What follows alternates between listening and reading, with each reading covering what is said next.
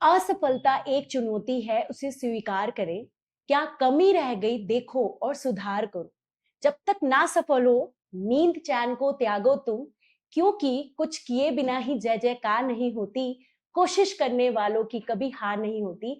जय Hind aspirants, myself Priya Shukla welcome you all to Nimbus defence academy and I being honoured to welcome Krish Sharma over here, who has been recently recommended for NDA 152 course.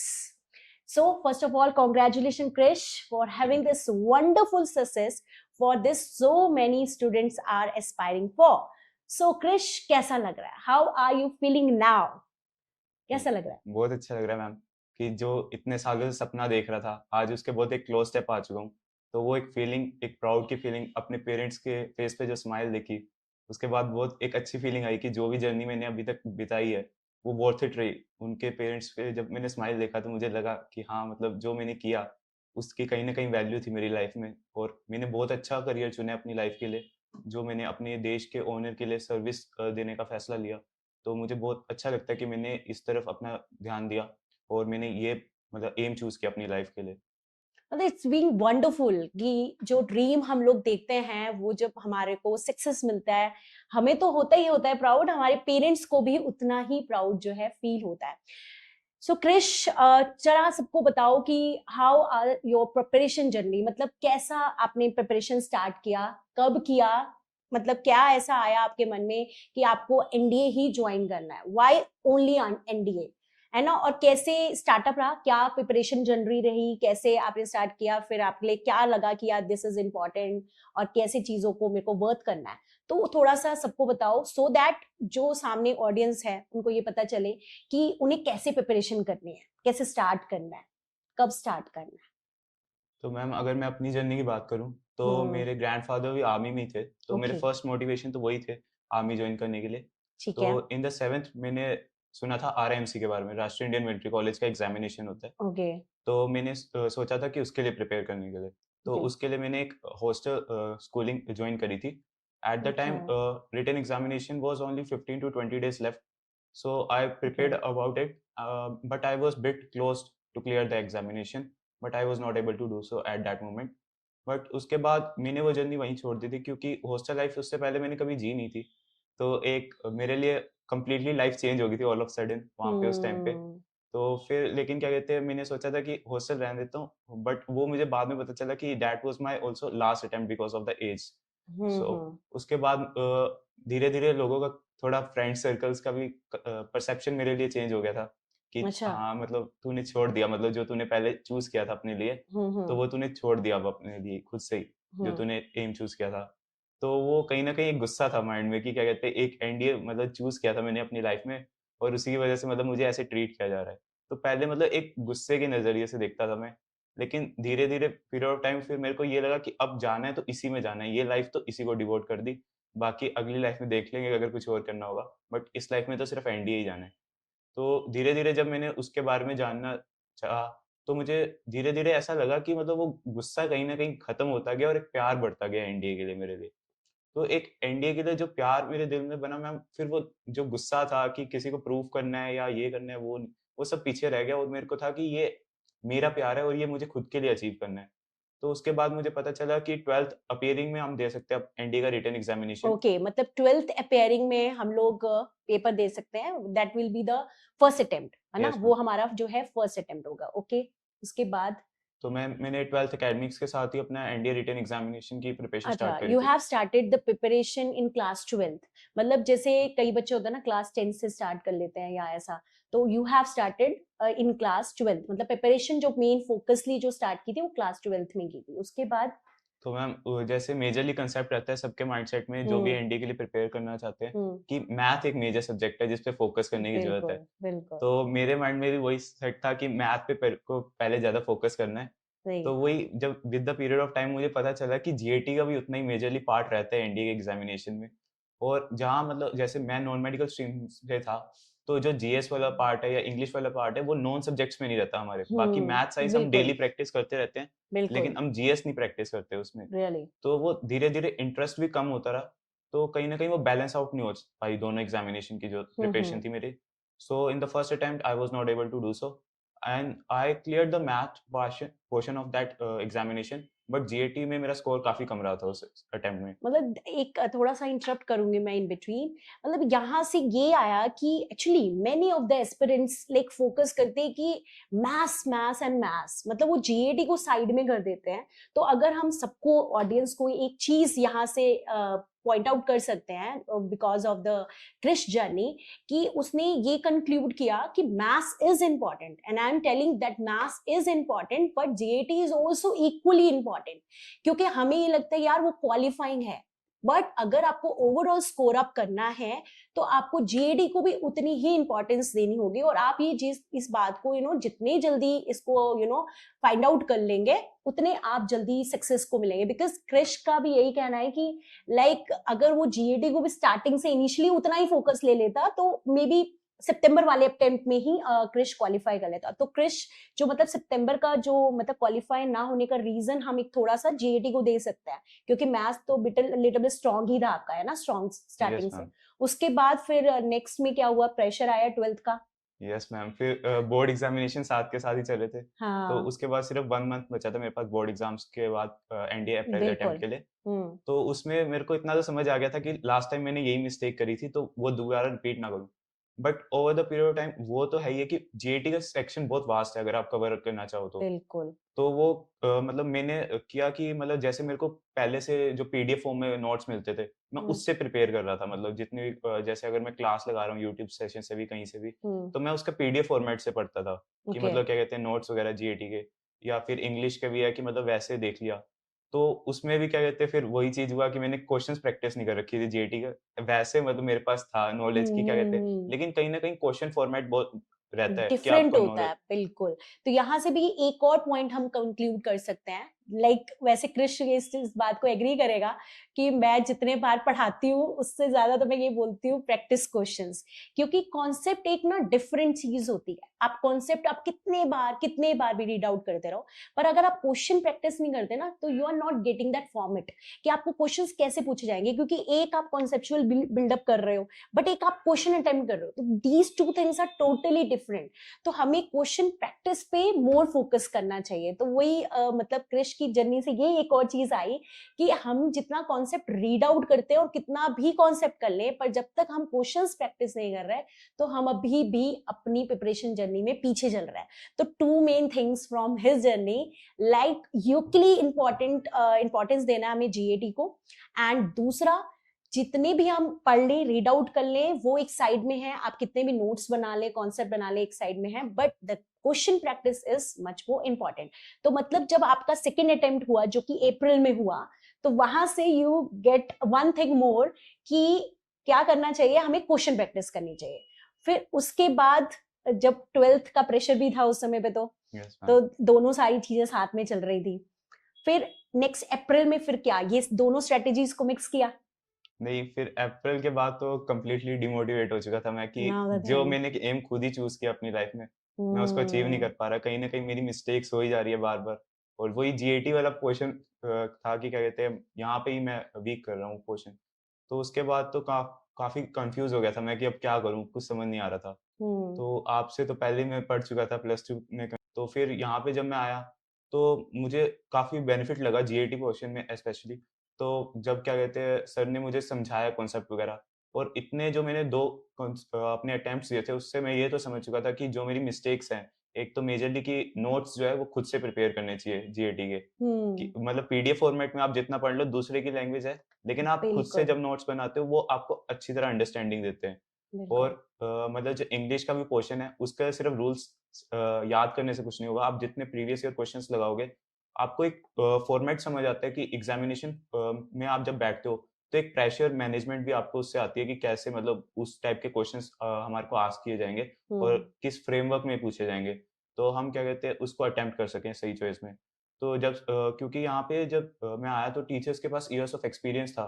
उनको पता है कि क्या कहते हैं question format कैसे change हो रहा है, क्योंकि एनडीए का जो सिलेबस है वो तो over the period of time same ही रहा है। लेकिन बिल्कुल। पैटर्न बहुत चेंज हो रहा है। Pattern of the questions change होते हैं और even the level is also increasing.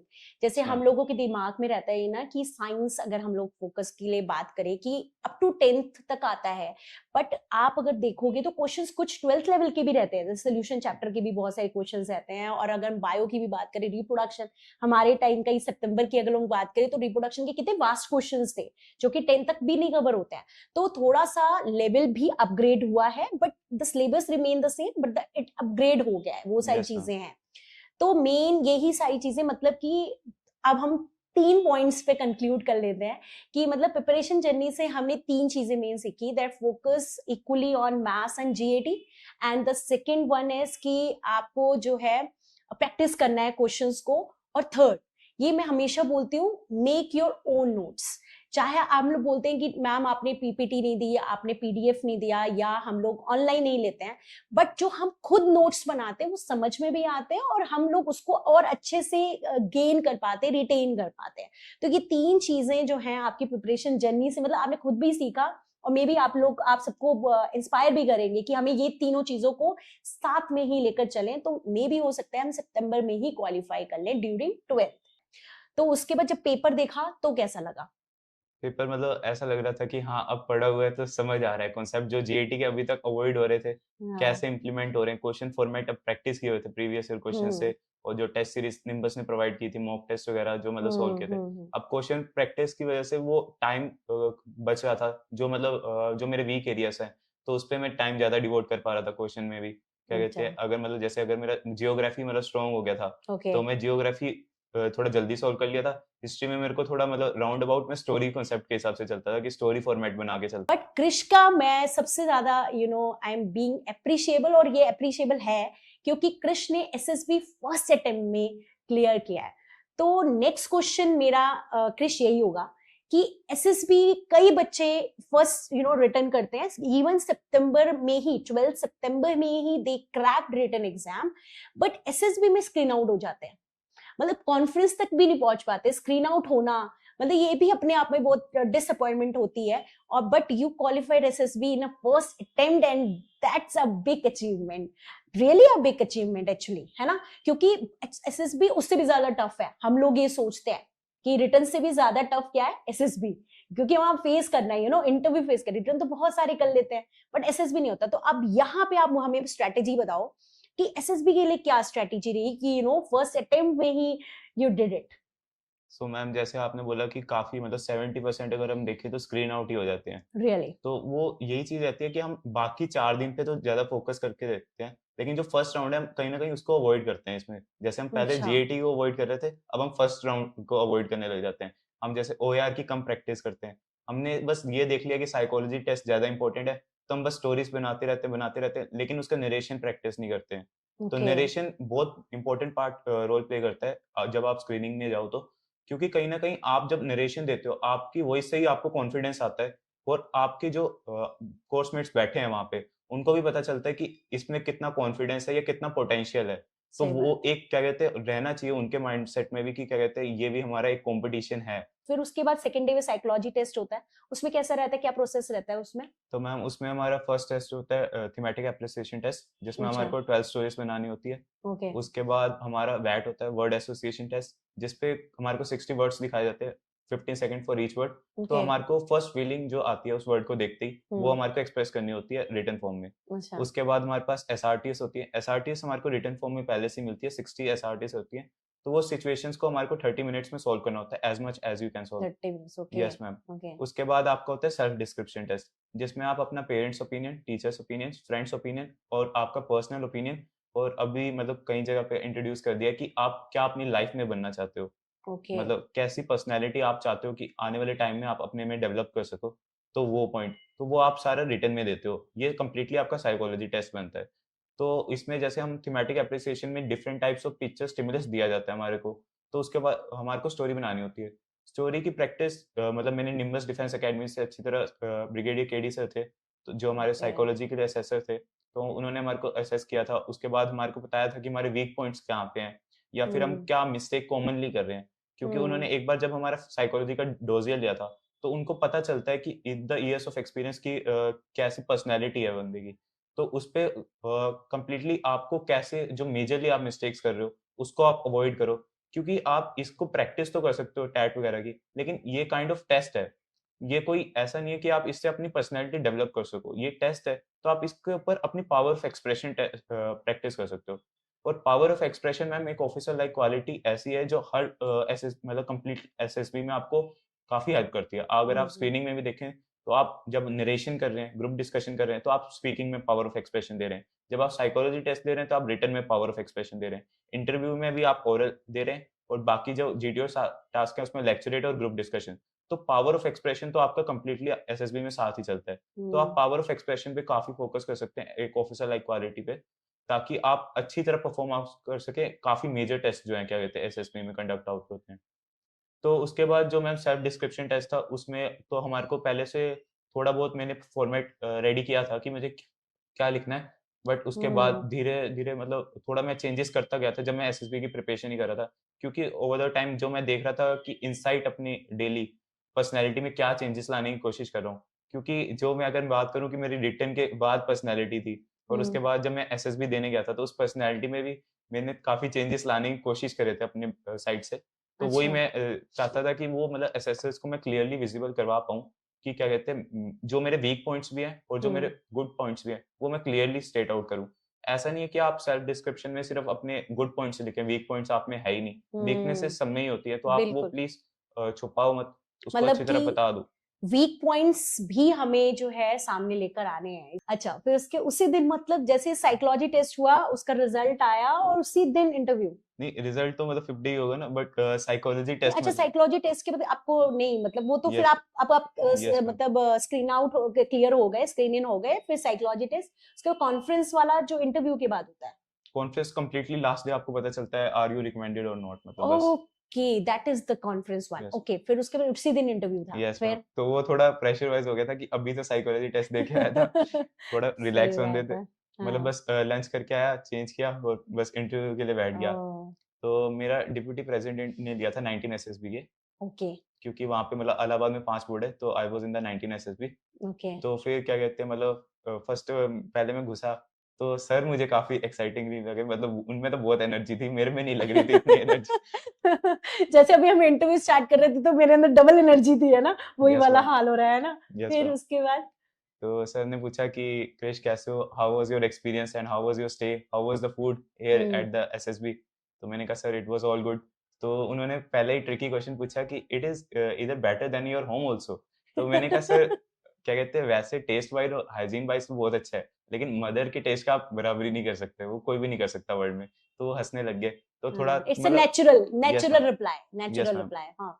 तो उसके बाद सबसे पहले इंटरव्यू तो 2 पार्ट्स में हो जाता है कि आपका एक तो पीआई की फॉर्म पे हो गया, जो आपने खुद ही फॉर्म दिया है, आपके हाँ, सेल्फ ओके। इनसाइट्स का, आपकी हाँ, कंप्लीट इन्फॉर्मेशन आपने दे दिया है दे एसएसएल को। दिया और चेंज नहीं होनी चाहिए, यस क्योंकि मैम, आर्टिफिशियल होगा वो चेंज हो जाएगा, यस नेचुरल मैम, होगा तो जो आपने वहाँ लिखा है, यस वही मैम, आपके सामने है। Yes ma'am. अच्छा। तो क्या कहते हैं उसके बाद वो आपने जो कंप्लीट इन्फॉर्मेशन दिया, तो पहले तो सबसे पहले वो उसी को चेक करते हैं कि आप उसमें ही तो नहीं कहीं फँस रहे, कहीं अगर आपने फेक बनने की कोशिश करी है तो आप बिल्कुल। पता लग जाएगा। हुँ। क्योंकि जो आपने हॉबीज़ कभी परफ़ॉर्म नहीं करी है, बस आपने लिखने के लिए कर दिया है, हुँ। या फिर very short period of time जो आप छुपाने की कोशिश कर रहे हो, तो कहीं न कहीं वो निकाल लेते हैं, एसएसएस इतने ट्रेन्ड हैं वहाँ पे। बिल्कुल, बिल्कुल। आप वहाँ पे फेक पर्सनैलिटी बन के नहीं रह सकते। आपको पता होता है कि क्या कहते हैं मेरे मुँह से सच निकल रहा है, बट आप कुछ नहीं कर सकते। सही वो बात है। मतलब जानबूझ के आपको एनवायरनमेंट ऐसा देते हैं वहाँ पे हुँ, एसएसबी में। हुँ। पहले आपको रिलैक्स करेंगे, कभी एकदम रैपिड कर देंगे। सही मतलब बात है। वो पता है जो मतलब सच बोल रहा है उसके लिए डिफिकल्ट नहीं होगा इंटरव्यू राउंड। Really, really. तो जो कॉन्फ्रेंस होता मतलब इसके बाद इंटरव्यू के बाद क्या होता है? फिर मैम आपके जीटीओ सीरीज स्टार्ट हो जाते हैं। ग्राउंड टास्क ऑब्स्टिकल ज़ोन्स हैं अच्छा, आपके। ओके, तो ओके। उसमें क्या कहते हैं हमारे वेरियस टास्क होते हैं, जैसे कुछ ग्रुप्स के साथ होते हैं, कुछ आपके इंडिविजुअल्स भी होते हैं, जैसे अच्छा, इंडिविजुअल ऑब्स्टिकल रेस होगी वो आप खुद करते हो, लेक्चरेट आपका तो वो इंडिविजुअल भी टास्क। पॉइंट देते हैं? उसका भी मतलब जीटीओ का भी पॉइंट्स हैं? सब तीनों एसएसएस के इक्वल पॉइंट है, मतलब ऐसा नहीं है कि अच्छा, सिर्फ साइकोलॉजी में है। हर हाँ, जगह आपकी सेम टाइप ऑफ पर्सनैलिटी निकल के आनी चाहिए, okay, and not okay. Only during the test but वैसे भी आपका इन जनरल वो दिखना चाहिए। क्योंकि मैंने ऐसा नोटिस किया कि जब हुँ, हम हुँ। साइकोलॉजी टेस्ट भी दे रहे थे, तो वहाँ पे जो हमारे को एसेसर थे वहाँ पे, मतलब जो भी हमारे को इंस्ट्रक्शंस दे रहे थे, तो हम्म। उन्होंने बोला कि आप कोई भी जब टेस्ट हो रहा है, उससे प्रीवियस टेस्ट अटेम्प्ट नहीं करेंगे उसके बाद। जो एक बार टेस्ट हो गया है टीएटी, उसके बाद अगर वैट चल रहा है, आपका टाइम बच भी रहा है, तो आप दोबारा टीएटी पे नहीं जाएँगे। अच्छा। तो अब वो मेरे साथ जो बैठे हैं, वो पीछे पेज पलट के कर रहे हैं उसको सोल्व दोबारा। तो हाँ। मेरे को था कि कोई बात नहीं, इंस्ट्रक्शंस है, मेरा छूट गया था बीच में क्योंकि एसआरटीज़ मेरी कम अटेम्प्ट हुई थी। मैंने कहा कोई बात नहीं, इंस्ट्रक्शंस फॉलो करते हैं। इंस्ट्रक्शंस फॉलो करना मेन ज़रूरी है, कि जो हाँ। उसको इंस्ट्रक्शंस दिए वो उसको फॉलो ही नहीं कर रहा है, एंड डिसिप्लिन आर्मी में मस्ट है। मस्त है, तो बिल्कुल। वो मतलब पीछे जैसे सोल्व कर रहा है, तो वो ऑब्जर्वेशन, क्योंकि पीछे असेसर रूम्स बिल्कुल पीछे ही था, और जो मतलब हमारे को इंस्ट्रक्शंस दे रहे हैं, वो बीच में हमारे को देख रहे हैं, वो कुछ बोलते नहीं है, बट बोलते वो नहीं है। ऑब्जर्व ज़रूर हो रहा है सब कुछ आपका। मतलब ये एक बहुत इंपॉर्टेंट पॉइंट है, अगर हम एसएसबी के लिए लोग प्रिपेयर कर रहे हैं तो इस इंटरव्यू से हम बहुत सारी चीजें ये पॉइंट आउट ला सकते हैं, कंक्लूजन्स ला सकते हैं कि बी नेचुरल, यस जो मैम। आप हो आप बिल्कुल वो रहो, आर्टिफिशियल बिल्कुल नहीं बनना है। और दूसरा, एसेसर्स आपको एसेस कर रहा है, ठीक है। तो अगर आपका एक पॉइंट छूट गया, जैसे कि कृष का भी छूट गया था, बट कृष ने वापस उस पेज पे जाने की कोशिश नहीं की, उसने उसी को लीव किया क्योंकि एसेसर्स वर देयर, वो पूरी तरीके से उनकी आई में था। तो उसने वो चीज ना करके जो आगे वो कर रहा था उसको फॉलो अप किया और अपने पूरे सबकी बातों को माना, मतलब डिसिप्लिनरी यस रहा, मैम। पीछे नहीं पलटा। तो वहां से भी इसको पता चला ना कि यार उसका सिलेक्शन हुआ, मेरा क्यों हुआ, तो इट्स बीइंग अ डिफरेंस। तो हमें एक तो नेचुरल रहना है, वट एवर वी आर, और चेंजेस तो लेकर आने हैं, क्योंकि yes ma'am. Changes are must. क्योंकि हमें ऐसे थोड़ा नॉर्मल सिविल जो होता है ना, सिविलाइजेशन में जैसे हम लोग हैं, वैसा तो नहीं लगना चाहिए, should be different from yes. Others. और दूसरा, जो भी वहां पे एक नेचुरल आप लोग रिप्लाई करेंगे, आर्टिफिशियल नहीं देंगे, वो ज्यादा बेटर रहेगा। उसके बाद कॉन्फ्रेंस वाला दिन आया, यस। हाँ, दिल की धड़कनें कैसी थी? उस दिन तो बहुत तेज थी। बहुत ज्यादा। बहुत ज़्यादा। सर आधे ओ। घंटे पहले मोटिवेशन लेक्चर दे रहे थे कि नहीं होगा, तो मैंने कहा सर पहले रिजल्ट सुना दो, बाद में मोटिवेशन दे देना। सच बात है, सबका सबका ऐसे ही रहता है ना, उस यस मैम। जो टाइम चल रहा होता है उसमें तो लगता है बस रिजल्ट आ जाए कैसे भी। फिर जब क्रिश क्या नाम बोलते हैं कि बैच नंबर बोलना नहीं, है? मतलब चेस नंबर बोलते हैं, तो वो कहते हैं चेस नंबर, अपना नेम, रोल नंबर जो आपका यूपीएससी का है, ओके। वो आप खुद बोलोगे।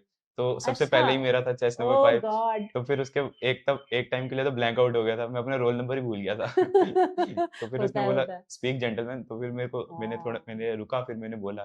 तो फिर उसके बाद तो आधे घंटे तो होश ही नहीं आया था कि हाँ, सच में तो आप क्या सजेस्ट करते हैं कि आपने जैसे 12th क्लास से स्टार्टिंग की, आप क्या मेरे दूसरों को इंस्पायर करेंगे कि कब हमें प्रिपरेशन स्टार्ट करनी चाहिए, कौन सी अप्रोप्रिएट एज है मैम। जो आपके लिए लैक हुआ, ओके। बट आगे सबके लिए बेनिफिशियल होगा अगर वो तब जो है स्टार्ट कर दे?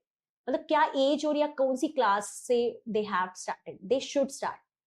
मैम वैसे तो एज अर्ली एज पॉसिबल आप कर दीजिए, अगर आपने अपना एम डिसाइड कर लिया है।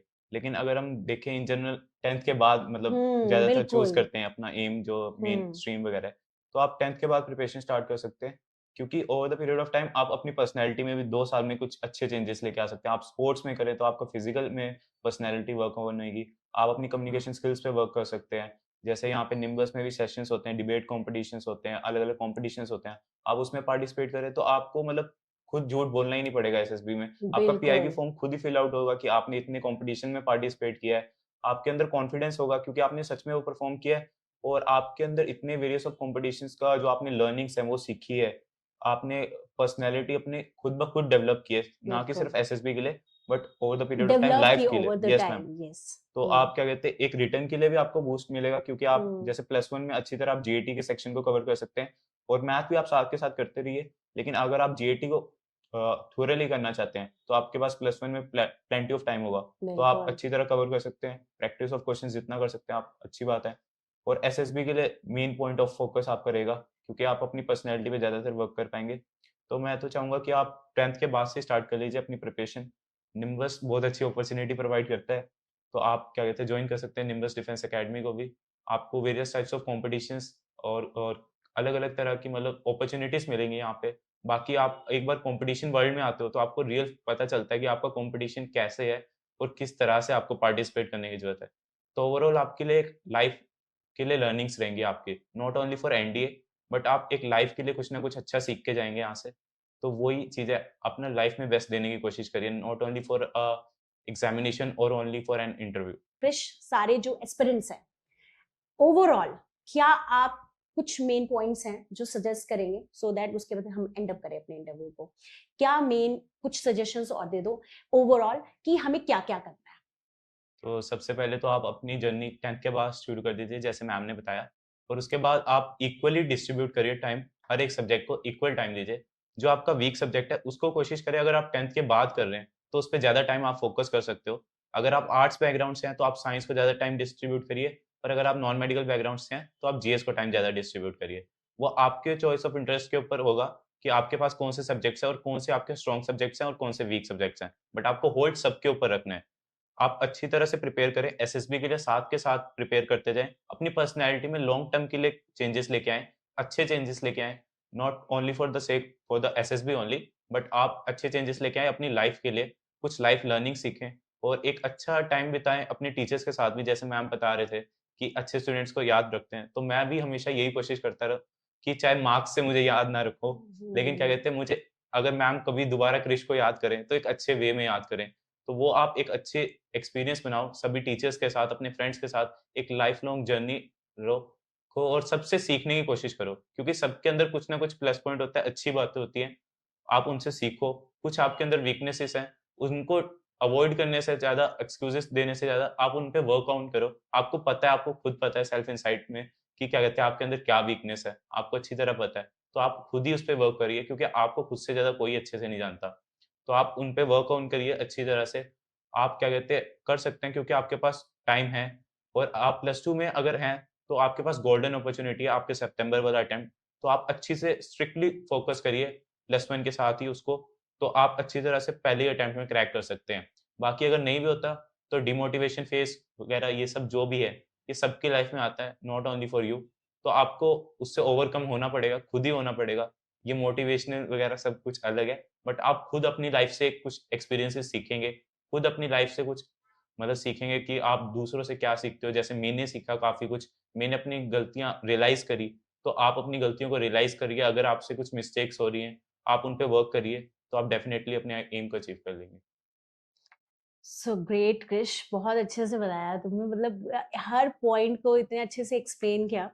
सो आप लोगों को भी अच्छे से पता चल गया होगा कि क्या चेंजेस लेकर आने हैं, क्या नहीं लेकर आने हैं, किस चीज़ों से मोटिवेट होना है और क्या चीज़ें मतलब क्वेश्चन प्रैक्टिस करनी है, खुद अपने आप नोट्स बनाने हैं, हर एक जीएटी को, मैथ्स को इक्वली इम्पोर्टेंस देना, सारी चीज़ें you get it from him.